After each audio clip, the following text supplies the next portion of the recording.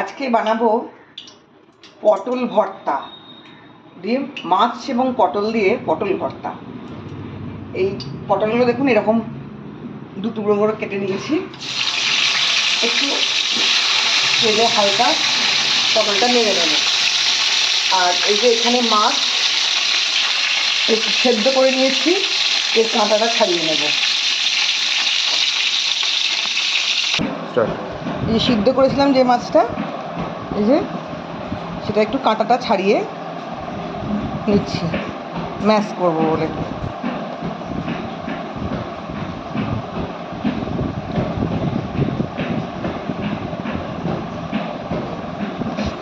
আর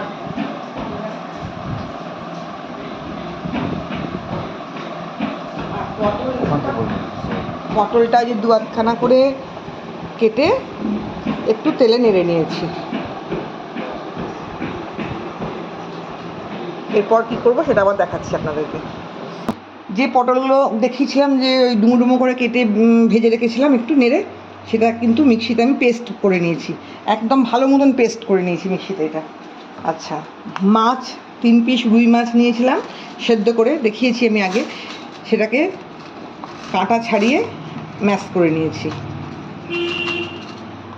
আচ্ছা, এখানে পেঁয়াজ কুচিয়ে রেখেছি, আর রসুন আর লঙ্কা কুচি, আর নুন একটু, চিনি একটু তো লাগবেই। কড়াই, গ্যাস ওভেন অন করে কড়াই চাপিয়ে দিয়েছি। পুরো রান্নাটাই হবে সর্ষের তেলে।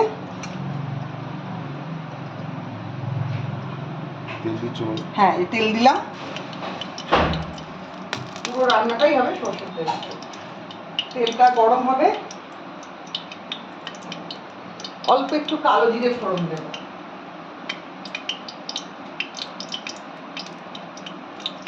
একটু কালো জিরে ফোড়ন দিলাম।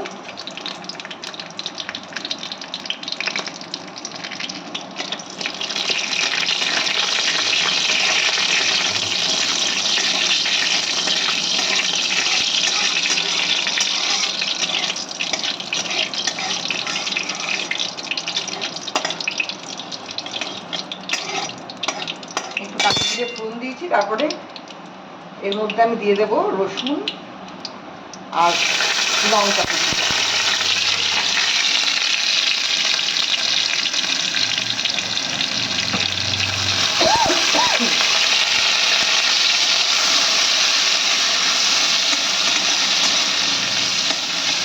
পেঁয়াজ কুচিটাও দিয়ে দিলাম।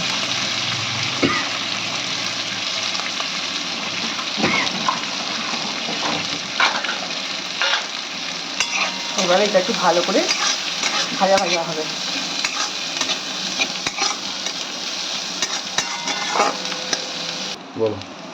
এই যে পেঁয়াজটা দেখুন নরম হয়ে গেছে।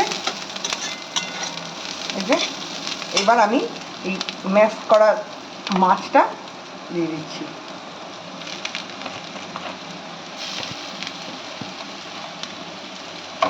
দিয়ে এটাকে আবার একটু নাড়াচাড়া করবো।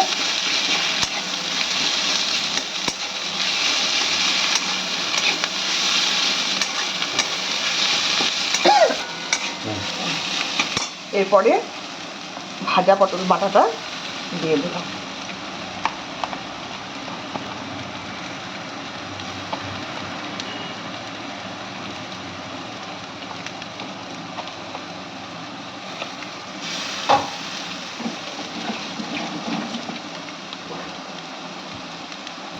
আন্দাজ মতো নুন দিয়ে দিলাম।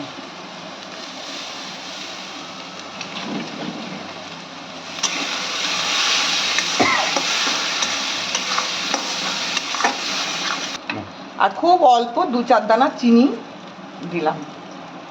একটু নুন চিনি দুটোর সংমিশ্রণে টেস্টটা ভালো হয়।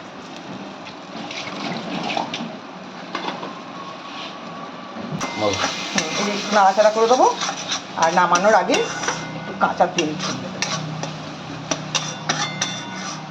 এটা এই যে একটু নাড়াচাড়া করছি, নাড়াচাড়া করার পর নামানোর সময় তেল দিয়ে দেবো।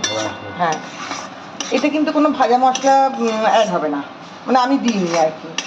যে গোটা জিরে, ধনে, শুকনো লঙ্কা বা আপনার গরম মশলা এসব কিন্তু কিছু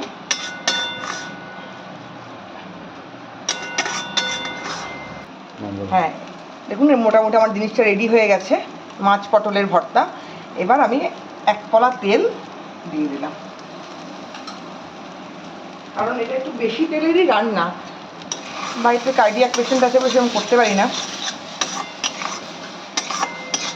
সে সবই খায়। তো ব্যাস, হ্যাঁ রেডি।